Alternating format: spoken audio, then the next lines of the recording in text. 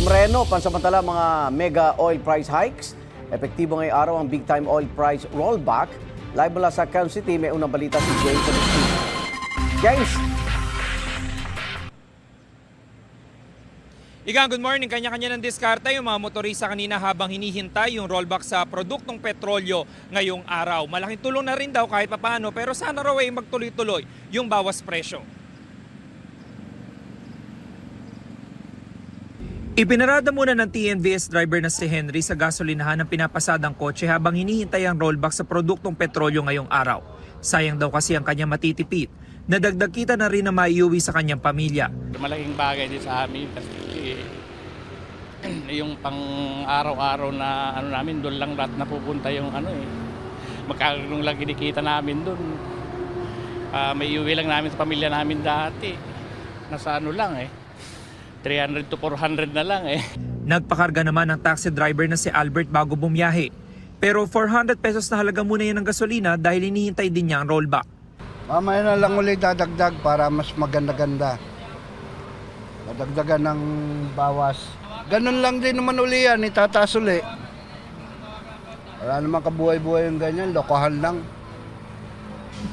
Taong bahay na naman pinahirapan Ang jeepney driver namang si Joel, hindi na nahintay ang bawas presyo sa diesel dahil maaga siyang pumasada. 600 pesos ang pinakarga niya dahil yun pa lang ang hawak niyang pera.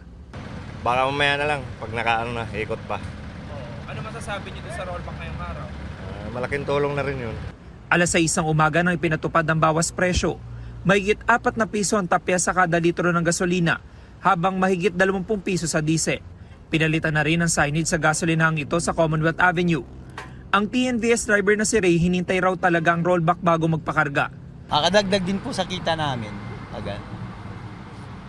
Laking bagay yung yung 5 piso ata, 4 pesos.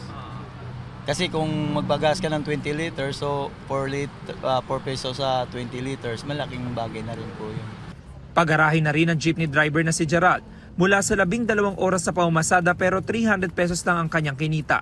Napunta raw ito sa 600 pesos sa pinakarga niyang diesel. Ito lang po yung pinera ko, no? Baril lang din po yung iuwi ko.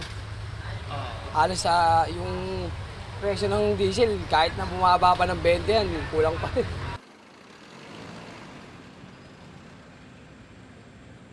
Samantala, Igan, sabi ng Department of Energy ay magkakaroon din ng 10 pesos per liter na discount. Yung mga jeepney drivers, epektibo po yan ngayong araw. Pero doon sa pag-iikot natin sa ilang gasolinahan dito sa Commonwealth Avenue ay hindi pa po yan pinapatupad. Sabi ng isang supervisor ng isang gasolinahan ay naghihintay lang din sila ng abiso.